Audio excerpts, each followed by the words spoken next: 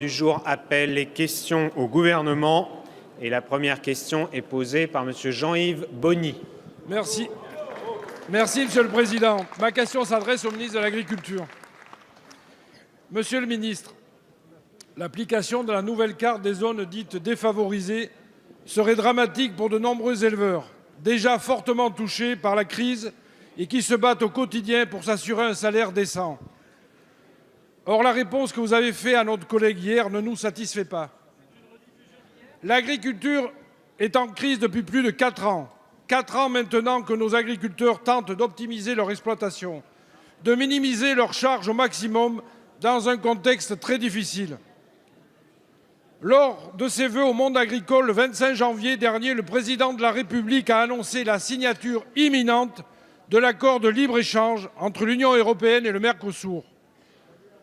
Une annonce en totale contradiction avec son discours de Rungis le 12 octobre dernier, dans lequel il déclarait, je le cite, « Je ne suis pas favorable à ce que nous nous précipitions pour conclure des négociations commerciales dont le mandat a été donné en 1999. » De même, Monsieur le ministre de l'Agriculture, vous avez affirmé au sommet d'élevage à Clermont que la France n'accepterait aucun accord avec le Mercosur contenant une offre de viande bovine.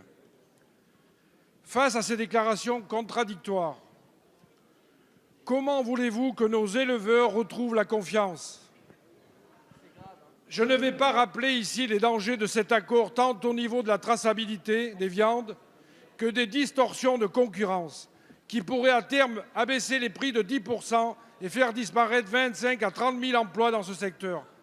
Cette décision est aussi incompréhensible que dangereuse pour notre filière et risque d'être lourde en conséquence pour nos éleveurs.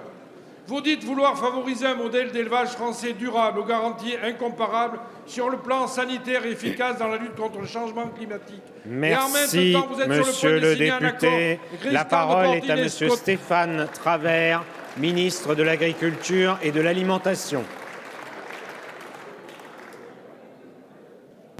Merci, Monsieur le Président. Mesdames, Messieurs les députés, Monsieur le député Jean-Yves Bony, vous évoquez un sujet sur lequel nous avons déjà parlé ensemble et je veux vous rassurer sur le fait que nous sommes très vigilants sur les conditions dans lesquelles l'accord du Mercosur se conduira dans les prochaines semaines.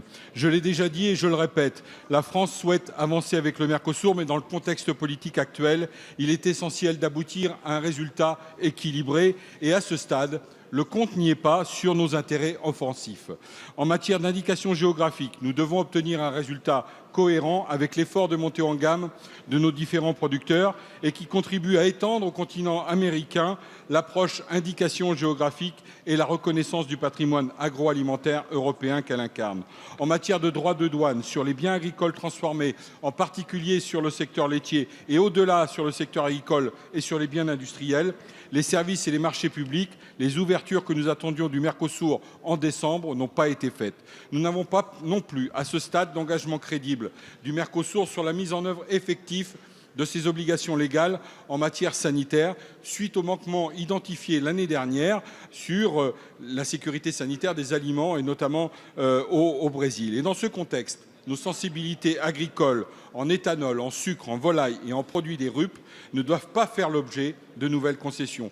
Pour ce qui concerne le bœuf, le volume de contingent doit s'écarter le moins possible du volume jusqu'ici présenté dans l'offre européenne. Il s'agit d'une ligne rouge que le président de la République a rappelée à Jean-Claude Juncker. Ce volume doit être déclaré finement et encadré afin d'établir l'équité des conditions de concurrence avec les producteurs du Mercosur, soumis le plus possible aux conditionnalités Hilton, c'est-à-dire ni viande de vache, ni feedlot, et soumis à un droit plancher et accompagné d'un mécanisme d'ajustement de prix. Nous sommes vigilants sur ce sujet et nous continuons à travailler.